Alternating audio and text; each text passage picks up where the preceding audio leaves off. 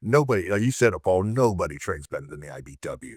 I mean, we're the best vocational trainer in the world, and we're huge. We're bigger than most major university systems in the United States. Spread the news today. The brotherhood is here to stay.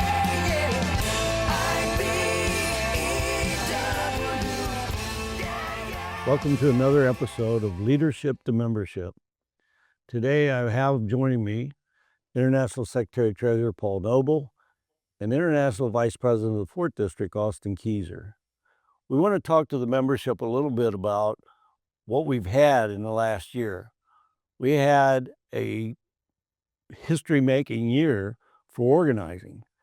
One of the reasons I say that, you have to go back 1979, 46 years ago, was the last time we had this many members brought in a 12-month period. So almost a half a century. We brought in 24,189 new members last year, and it's thanks to the membership out there for talking about how important IBW is to their life, to their family, and the things we bring to the table. When you sit down on bargaining agreements, you get health care, you get collective bargaining, and you get better wages. And it's our membership that's selling those things. Paul, would you like to add anything before we really kick off? Yeah, Coop, I would. I mean, leadership starts at the top, and I want to thank you. When we started in 2023, the first thing you did was lay down the gauntlet. You made organizing our number one priority, and our locals stepped up and followed, picked up the gauntlet and moved the ball forward and led us to this historic moment. And I'm so proud of them, and I'm excited to hear from Vice President Keyser today, because the 4th District not only had the largest percentage gain, it also had the largest number of people brought in. So, Austin, kudos to you, and thank your local unions for us for doing the work of the Brotherhood. We appreciate it. Absolutely. Absolutely. Yeah, Austin, you can talk a little bit about some of the great things your locals have done in the 4th District and talk a little bit about the states that's in your district, so the membership out there understands the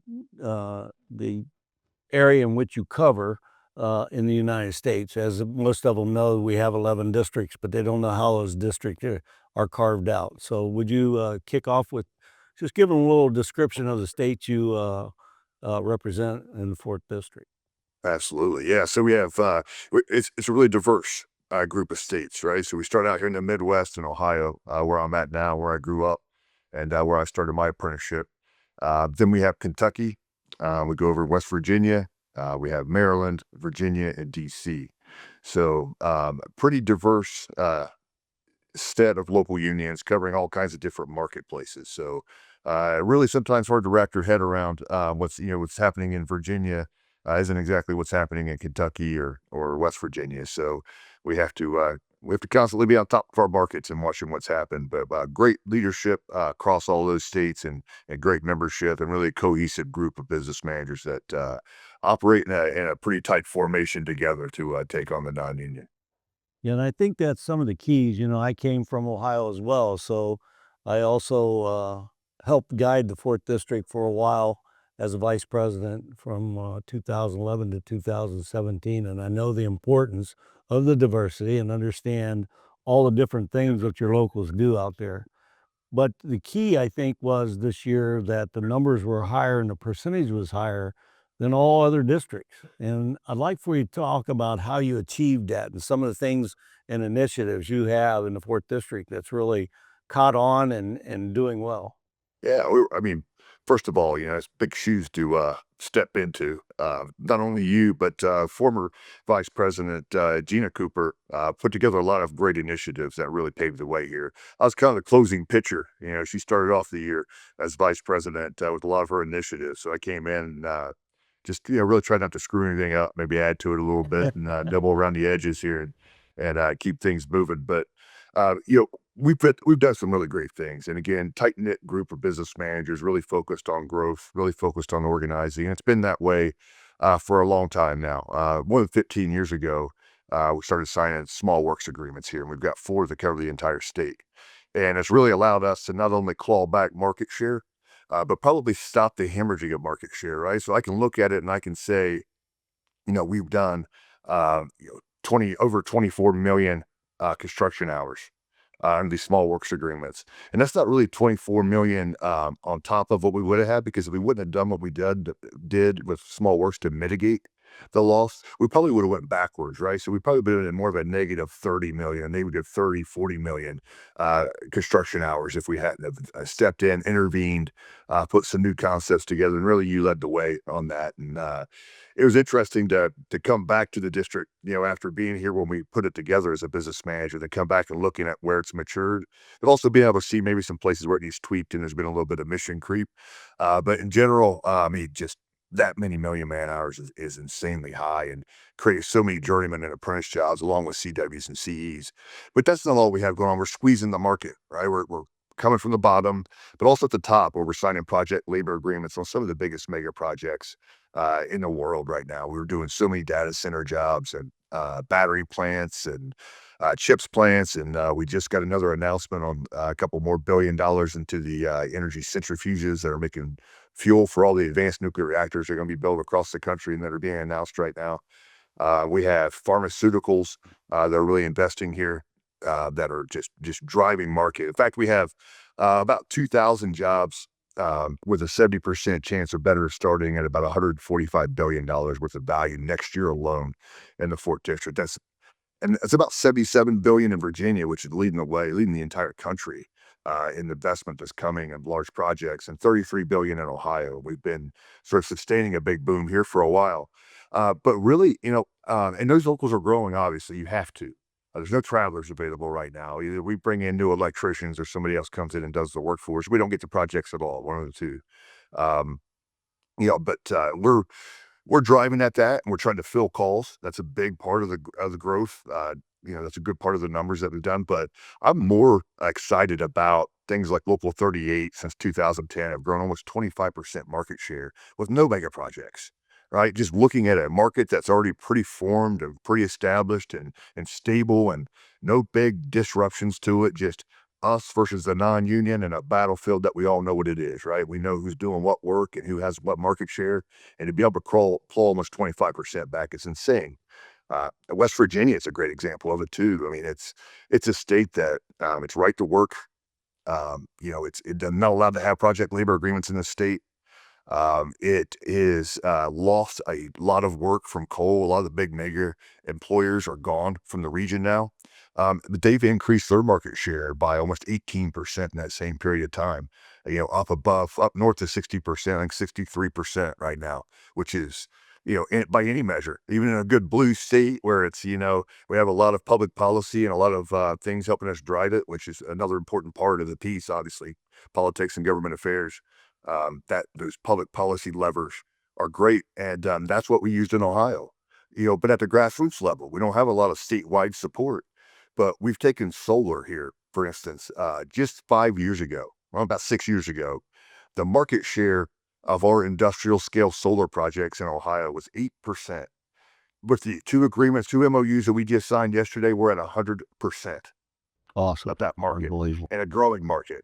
And that really takes a multi-dimensional approach. You can't just look at these things and say, we're going to go out, we're going to organize the workers and strip, and we're going to do this thing. It takes project labor agreements. It takes very creative things like you and Paul put together with the tri-trade agreement, with us and the laborers and the operating engineers to bring market solutions. It was really, a lot of these developers were having problems figuring out how to navigate a bunch of, an old agreement like the NMA or something that really shouldn't be used on solar projects. So tools like that, innovation, the use of our market agreements, in some cases don't really have to use them too much now because we've recaptured the market. Their intent is to recapture the market.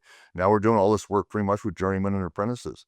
So really accomplished it, but also that we go to these town hall and these meetings at township trustee level up to county commissioners and really fight. We turn out bodies and we fight for these projects for siting and permitting. And we add that value in, and we partner with people like environmental groups who haven't traditionally been our friends in the industrial Midwest in particular, where many times we were on opposite sides of a line arguing with each other on whether or not jobs or plants should stay open. So really just trying to morph and grow and understand the realities of the new markets and attack them all dimensionally.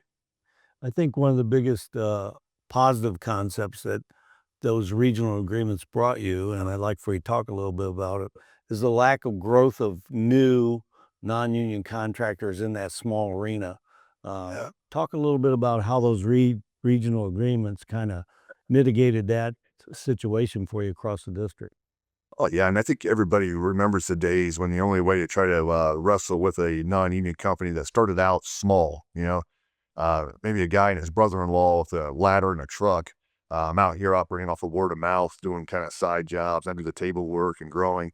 And they figure out how to build a real business, and they're lean, right? They've done this thing with no help, with no support, and they've grown. They grow a business up to 20, 30, 40, 50 electrical workers, non-union. It's really hard to intervene at that point, right? They built their business. They have pride in their ownership of their business. They don't want us coming in disrupting it. They're not looking for a new partner. They feel very tied to their business model and that it's making them money, and they've grown it, scaled it. And that's almost an impossible place to insert yourself, right? So where we have to insert yourself is at the very bottom of the market, the beginning of the market, when that person was one or two person shop. Can we go in? Can we offer them tools? Can we offer them solutions? Can we offer them help in scaling and growing their business and that sort of thing? So there's that. But also, if we can start our own contractors or organize new members going into business, this small works agreement is a real tool to help them get off the ground and get started and dry up the market. Right? When there's not a bunch of work out there for a non-union company to get a bunch of, those are volume work in the bottom of the market like that. You got to do a lot of different jobs. It's not like you could get one big job and you make your bread and butter. You get all your bread and butter for the year. It's a tough game out there. So when we're able to help our contractors dry up that market, the non-union can't get big enough. They can't get the bonding power. They don't have the tools. They don't have the reputation big enough to go beyond our schools and our sort of medium-sized commercial projects. Because once they get there, it's just a matter of time before they're in your power plant, and before they're building the next big industrial facility or chemical plant in your jurisdiction. So we've talked a little bit about construction. Why don't you tell us a little bit about your cooperative initiative that you started there in the 4th District? Yeah, I mean, great example of in our P&I organizing, right? Construction's not the only thing we're trying to attack here, and we have a big utility footprint across the district, and we had a lot of coal, to be honest with you, especially Kentucky, West Virginia. They're known as coal states.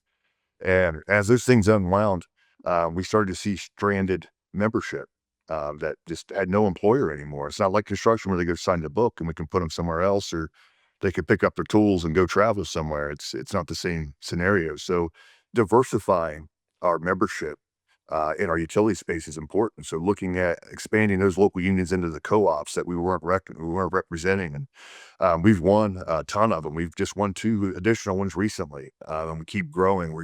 Every co-op in our district is on our target list, and that's really been a pretty amazing story because those are mostly being organized by rank and file members from other co-ops.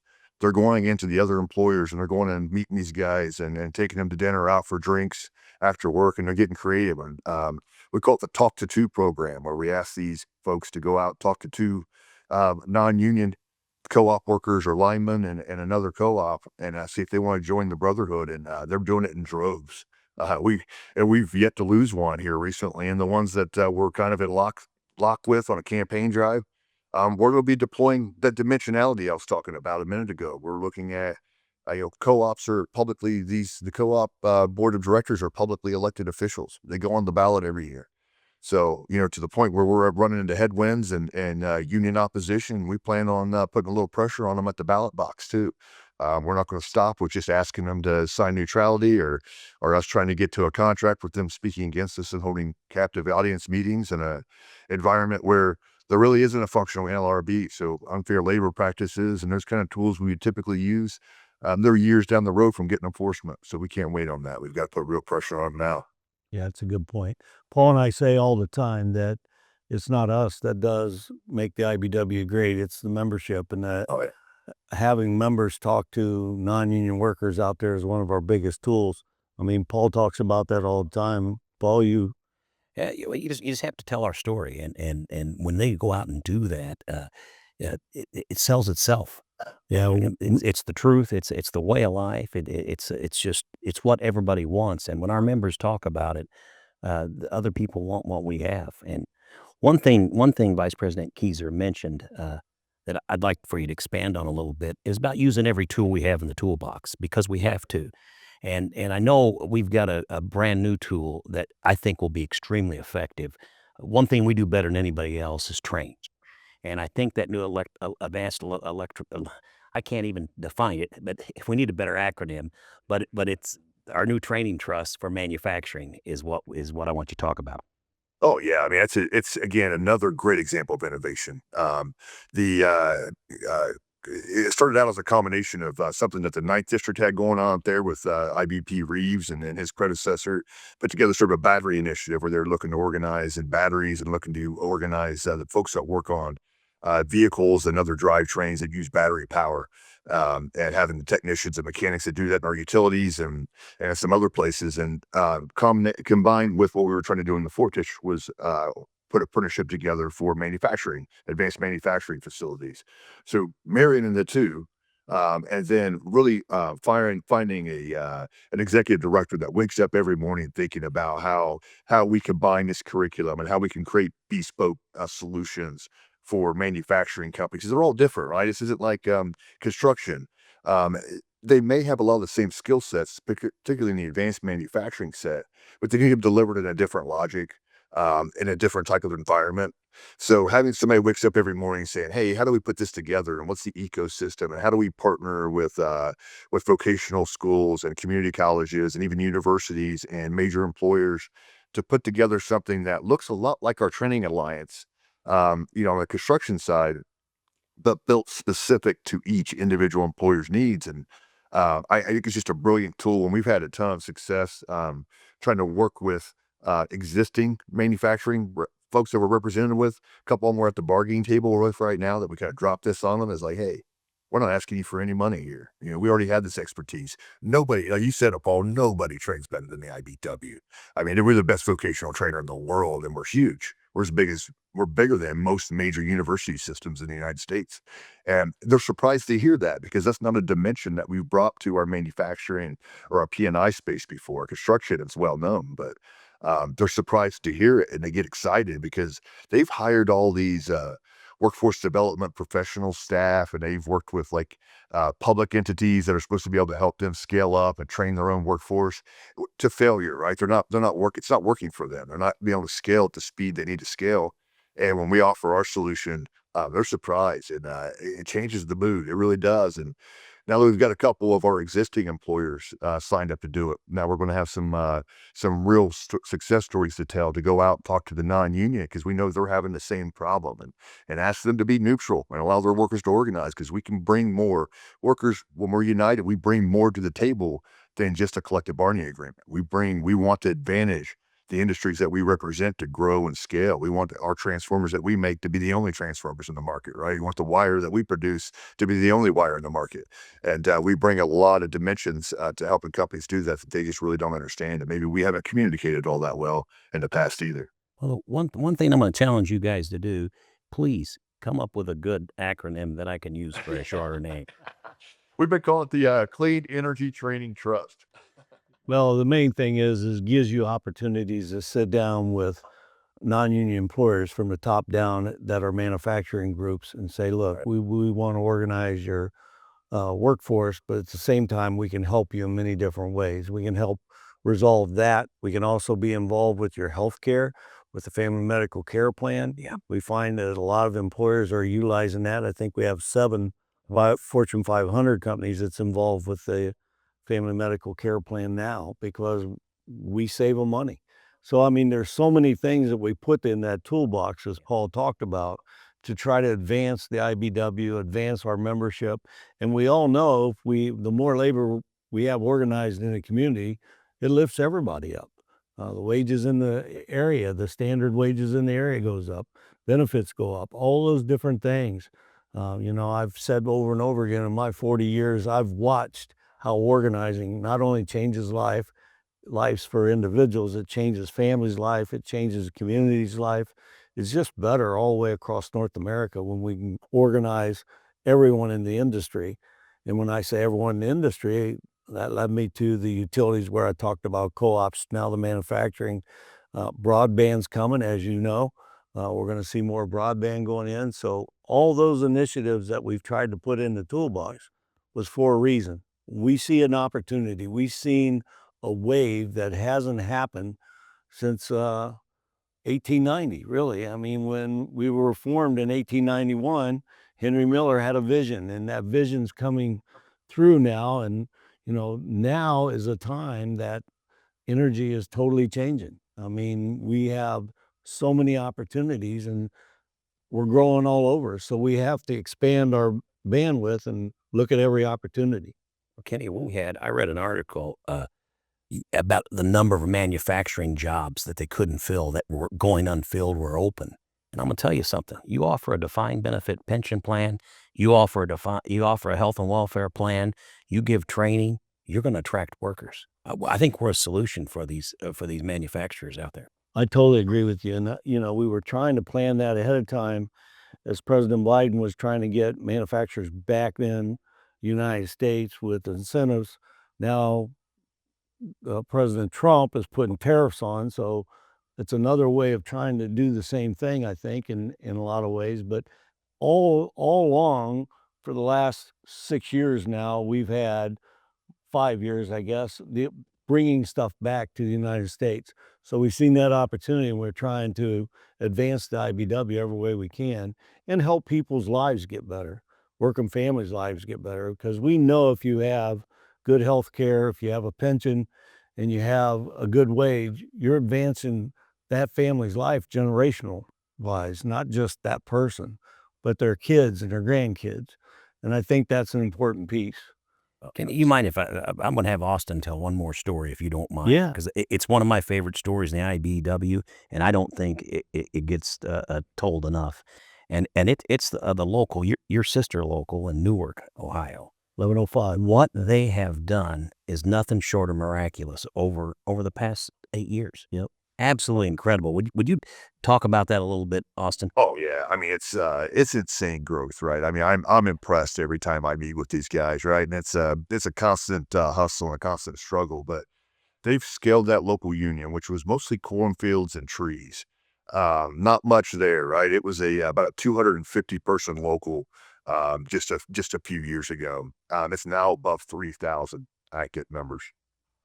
So the hyper scaling from the mostly from again big industrial projects, right? But they're really going after that small market too. I mean these small agreements that we're under, not just 1105, but a lot of their neighboring locals, like my home local 575, 683, utilizing the small works agreement. We're up 95%. Last year, we set a record in the first quarter for the number of hours that we did under small works agreement, and it was about 575,000 in the first quarter.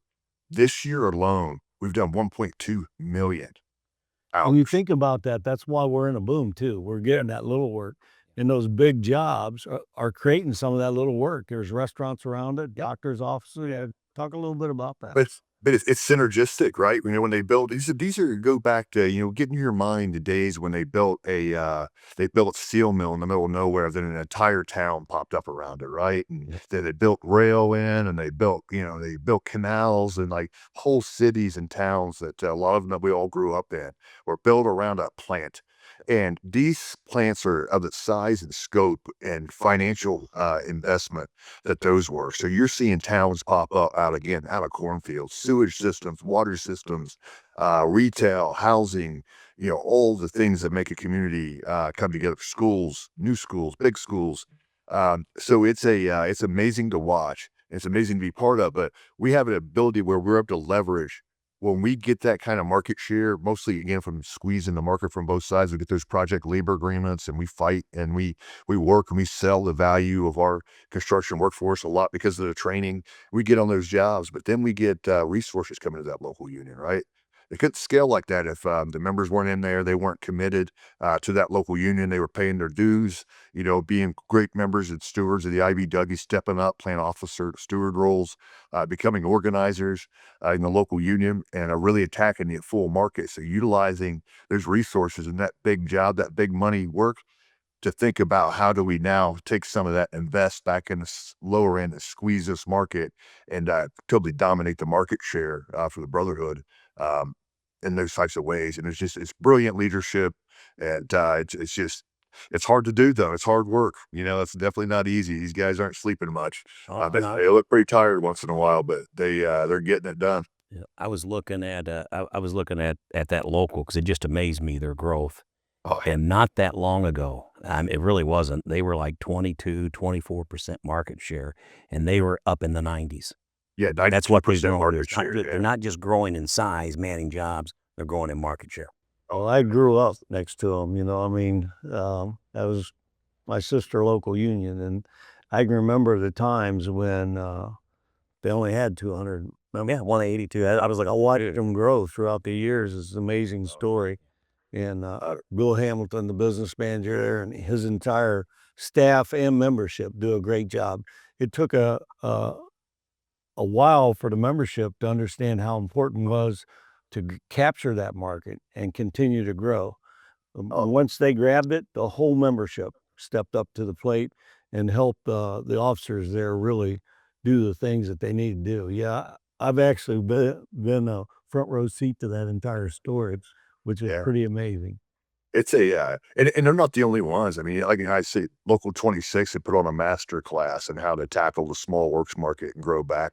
I remember when they had really low density and market share, and I think one of the best organizing local unions in the country right now, just hitting it on all fronts and driving and really methodical strategy and a team that's committed to it and just drives at it every day. And then you go down into Virginia where it's the South, right? It looks much different than in Ohio or even a Kentucky or a West Virginia. I mean, it's got a whole different mindset and a culture there, but traditionally low market share and low density. But I'm telling you, $77 billion in projects coming there, and we have PLAs on a lot of those big ones. So we've got to pull in manpower, and 1105 is a lesson for them, right? How did they do it? How did they take the leveraging the big jobs that they had to then turn back around and grab the small works marketplace and develop some partners in the small work, find some contractors that want to work with us and team with us, because we're going to take most of the workers out of that small works spot, and we're going to pay them better money and give them better support and give them that defined benefit pension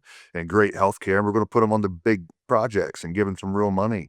And these smaller contractors, they're going to need to team up with us and figure out how to utilize our small works agreements to stay alive in that market. So we're going to be pushing on them from all angles. And they've got a great team down there. We've got something we're calling the Virginia Initiative, and we've got full-time 4th District staff down there, some really committed business managers and local union organizers and rank and file members who are out there just driving at it. And we're going to really tick those numbers up. I really think our growth margins, for the most part, going into next year, where, by the way, I mean, Paul, you told me to congratulate them. I just want to brought the hardware with me here. These are awards, right? We're gonna win them again next year. We're going to do it by attacking that Virginia market. We want a real 15% next year. Yeah, that's right. Yeah, I told everybody, we have some great locals, some great vice presidents all across the IBW. It's humbling when you go to something like the Membership Development Conference and you sit there and you look at the size of the Army and the commitment and the leadership from President Cooper and IST Noble that get us, just drive at it every day and wake up every morning thinking about how we're going to tackle the entire electrical industry, not just construction, but generation and manufacturing and end use and fuel supplies and the whole ecosystem. It's impressive and it's humbling. And I told everybody when we got these awards, any given Sunday, right? Any of these districts out here, anybody rank and file, any local union in the country, can be driving at this and they could hit a home run tomorrow. And I hope they do, honestly. If we don't win next year and somebody beats the numbers that we put up this year, that'll make me proud. I'd like to see the entire IBW being successful. It's friendly competition, but we're all in this together for sure. That's absolutely correct. Sitting here as we went through this today, I'm thinking about our next podcast, Paul, when we do leadership to membership. Maybe we bring a couple members in that was organized in the last year to let them talk about how their lives changed and how, they have health care for the family and some of that. Maybe get some people from the district to talk about those things and look at that for maybe a next podcast. So we reach their member out there so they understand the importance of getting that ticket to the middle class that we work so hard to get. Oh, that's brilliant. Because that Talk to Two program, I think, is the most, the most impactful thing you can do. When you get somebody that comes off the truck, still's got his boots on and his fire retardant shirt, and he goes out and he finds a lineman working on another crew for another company and walks up to him and says, "Let me tell you how the IBW changed my life. It's a real story. It's authentic, it's real, and it doesn't feel like a sales pitch because it's not one. It's real." Well, That's as we what wrap up, is there any message you want to send out there, Austin, before we wrap up today? No, hustle, get involved. I do the same thing. You said it earlier. Leadership starts from the top. Just a couple of weeks ago, I was down in Virginia. We hit over 200 non-union job sites. Went out, shook hands, invited members or non-union workers that haven't yet had the opportunity to join the IBW to join us and be part of this brotherhood, build power for themselves and for their families and for the industry that we represent. And we'll be doing it again next Wednesday right here in Northern Ohio. We're going to hit a bunch of job sites, and you got to keep driving. Can't be afraid to put your boots on and put your hard hat on and go out and remember where we started and what we're all about here, and that's growing and getting the IBW. You said it too, Henry Miller. There was no collective bargaining agreement even, right? There was nothing out there, no labor laws, no nothing. I've heard you give that speech a million times. It's impactful every time. They go out. He went to work with the non-union. Right? He went out there and he talked and he got the people to join the IBW before they even had a collective bargaining agreement. And we've got to keep that mindset where we're inviting everybody to join the brotherhood because that's the only way we have power. And I'm committed to it. I know you guys are because if I wane a little bit, you're up my butt real quick with getting me back on track. So We don't have to do that very often, that's for sure. Paul, is there any last things you'd like to say? No, it reminded me of the original comic class we went through. One thing Henry Miller did say: if you want to hunt bears, you got to go where the bears are at. that's right. We want to organize members. You go to the job sites and hit them. Yeah, you got to go to the woods. That's for That's sure right. if you're bear That's right. hunting. Well, Thank you, Austin. we appreciate, Austin, the work you're doing. We appreciate every local union in the 4th District, the work they're doing. The membership speaks volumes about what we're doing there and the leadership that's happening, as well as just the everyday member reaping the benefits of organizing, as well as the new people that's coming in and becoming part of the IBW. So we appreciate what you're doing. Thank you to all the 4th District local unions for leading the way this year. And they've got some other districts on your heels. You better stay at it. I For tell, sure. I remind them. I Yeah. just left the 6th District, and they told me they was going to get an award next year. So you better be careful. All right, come for it. Come for it. The harder we all hustle, the better we all do. So we're proud of it. Thank you guys for setting the tone. It really does matter. Great leadership matters. We Well, appreciate it. thank you for listening to this episode of Leadership to Membership. And until the next time, we'll see you later.